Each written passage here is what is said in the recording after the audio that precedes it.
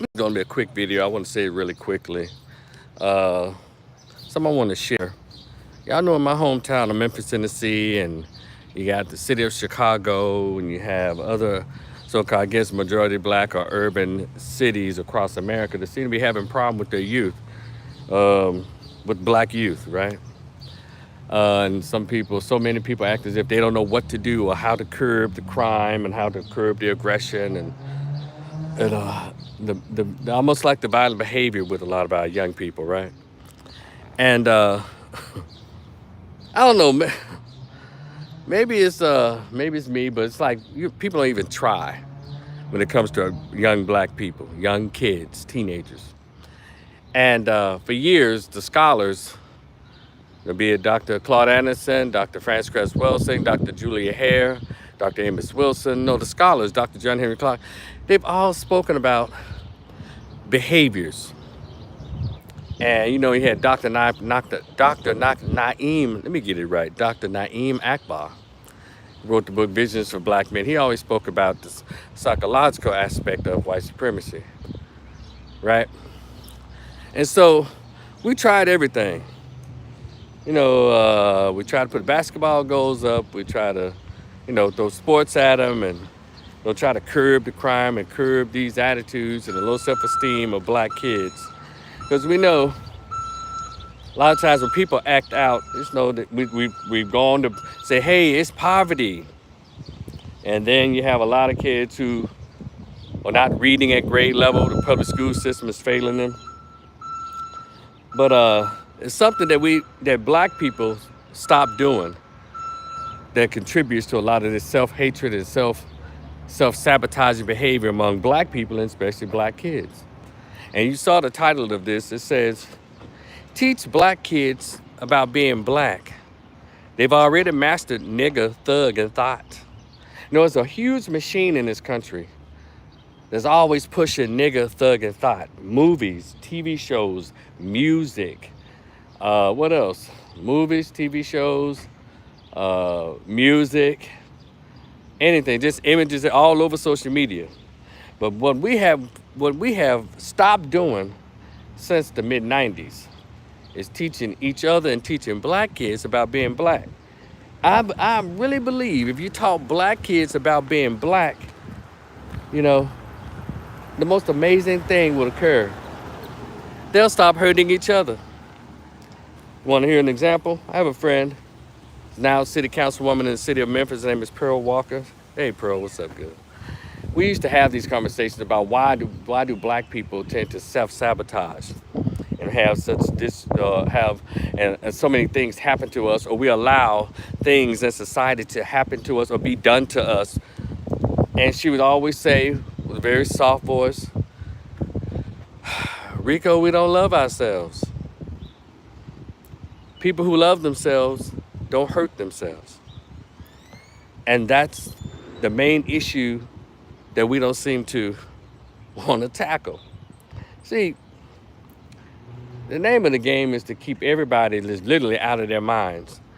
You ever see Jewish kids around here tearing other Jewish kids apart, robbing and stealing and acting a fool in mobs and have issues with their schools, not teaching them? Now, I'll answer that for you, no. Jewish white kids, Even the Arab kids over here, or Asian kids, they have a particular thing that they do. That is, they teach themselves their culture. They teach them about being Korean. They teach them about being Chinese. They teach Chinese kids about being Japanese. They teach Arab kids about being Arab. They teach kids from India and Pakistan about being Indian in Pakistan. They teach their kids about being who they are. They teach. And we stopped doing it because we're so busy trying to be intersectionists and multiculturalists and trying to claim multiracial all goddamn time that we stopped teaching the basic core to black kids. We're all human beings. We all should love one another. Okay, we get the premise of this existence, but each group, shout out to the study of sociology, they have their own core values. What has stopped among black people, we stopped teaching black kids about being black. We want them to learn about everybody else, and what the hell they got to do with them. See, the inner city wouldn't be as bad. We already know about the systematic redlining and making sure funds and revenue doesn't flow through the hood unless some white or Jewish developer is making the money, or now Asian developers are making the money. But one thing that they can't break is self-respect, self-dignity, and knowledge of self. See, when we stop teaching kids about people like Malcolm X, we stop teaching kids of people like about Elijah Muhammad. We stopped teaching kids about people like the true works of Harriet Tubman and Ida B. Wells Barnett, Ida B. Wells. When we stop teaching black kids about the value of them being black, well, they don't know any better. So it's no problem with them just self-sabotaging or hurting others who look like them, especially when they look out and see the dominant culture always got a trick up their sleeves trying to attack them. Now, Rico, you with the victim mentality. You're talking about this. You're being delusional. No one's attacking black kids. Well, every day. Because if you attack black kids, you make sure that there won't be any, any upright or intelligent and strong adults. What did Frederick? Who's that said this? Dr. Jawanza Kunjufu said, well, if you want obedient or broken men, you have to destroy them as children. And that is shout out to Dr. Jawanza Kunjufu. He wrote the book, Countering the Conspiracy to Destroy Black Boys. And also to Michael Porter, who wrote the book, Kill Them Before They Grow. See, all of that is part of that process. So you got all these broken young kids, black kids, girls and boys. And you feed their brains with popcorn and sugar. We call it rap music. No, this hood rap shit. These movies on these old hood and thug movies on Power Book 2, Power, Cain and Abel, whatever the fuck that is. Black Mafia Family, P-Valley, BT Her, and all the foolishness on those shows. And the list goes on and on. All the popcorn and sugar for the brains of black kids. So you keep feeding them that instead of feeding them the books and the information that empowers them as a group. Well, you'll continue to have this behavior. So to my hometown of Memphis, Tennessee, if you want to know what can we do to the youth, do to change the behavior of the youth in Memphis or in Chicago or in Detroit, wherever they're acting out at, Fort Lauderdale or southern parts of Florida. You got to get into a space, if you have to put money into private schools, or empower the parents to stop being so goddamn ratchet and teach your kids. Maybe you have to teach yourself, parents, about being black. It's not a bad thing. It's actually pretty cool when you master it. It was so easy for them to master thug, thought, and nigga. You don't think they can master black? Anyway, it's just me sharing my opinions. Just a solution to an ongoing problem. Teach them how to love themselves by giving them the information about who they are. And I guarantee you'll see a change in the behavior of so many little black kids. Teach them about their African-centered selves. Shout out to the small African-centered private schools. Shout out to y'all. Whenever the mayor of any city comes up with a solution to try to raise money, let's say they got the money from raising taxes. They never talk about, hey, we need to give at least $5 million to these private schools. With these brothers and sisters in there with the PhDs or the master degrees in education and teaching the kids multiple languages and teaching them the tenements of Ma'at and teaching them about their African-centered selves. And then we meet those little kids that come out of those schools. They're so well-versed and so articulate and so disciplined. Let me tell y'all something else. People say what they want to say about the Nation of Islam, and people have said it. But one thing they can't say is that their children are not in line. And also the Orthodox Muslims. I know in my hometown of Memphis, Tennessee, there's a masjid on 3rd Street. Children that come out of there, and black kids that come out of, I think it's Sister Clara Muhammad there in Memphis. And I've known some people who come out of her schools. I don't know, I think she might be an older lady now, because she's been around forever educating black kids in the Muslim faith. And let me tell you, there are a different breed of black kids and black kids that come out of Christian homes. I'm here to tell you.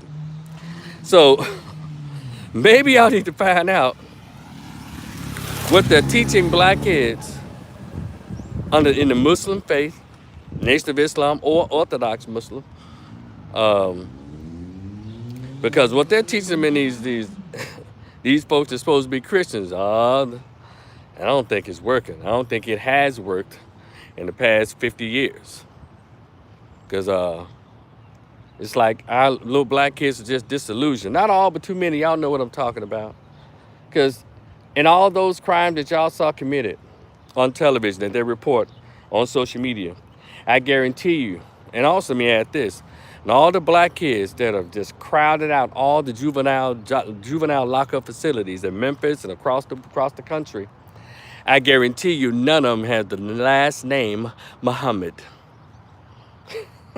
or X. I guarantee you. But y'all you can prove me wrong. You go through juvenile court in Memphis, you go across the places where they're committing the crimes and a lot of the teens are locked up. I guarantee you, they don't have the last name Muhammad. I'm just here to tell y'all, some of y'all will get upset because I'm just sound like I'm attacking your white Jesus. That's not it at all. I just try to add solutions. And we're gonna have to wake up to these real life solutions. We're gonna have to do the work to try to help our young people. And most importantly, we got to teach our kids, teach black kids about what being black is and instill that pride. Because right now they don't have anything to hold on to. They've messed around. We've taken our hands off of them, our young people, and allowed them to become at the mercy of this capitalist society. And it's almost Satan-ran society. And so here we are. Our young people are out of control. Again, teach black kids about being black.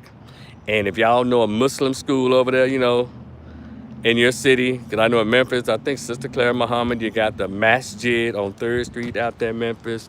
And you have the Nation of Islam. I know they got a school or something, and they just teach their whole family about their beliefs. Whatever it is, it keeps those folks in line. Their children are articulate. They look clean.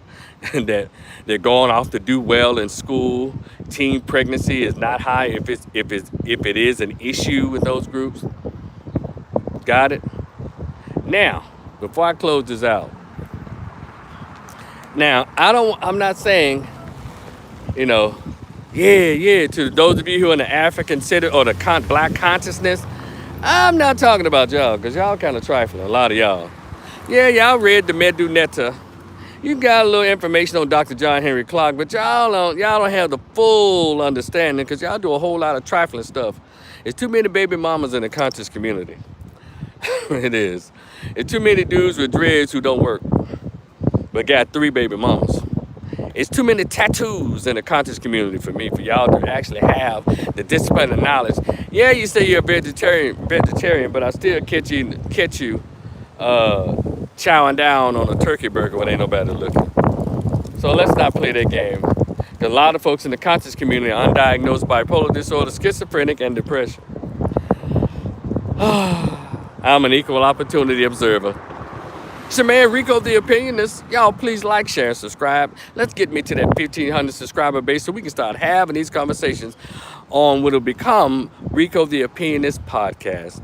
And go to my description box. I have a PayPal and a Cash App just waiting for you to recognize it. Y'all enjoy the rest of your day. It's your man Rico. I'll talk to y'all later.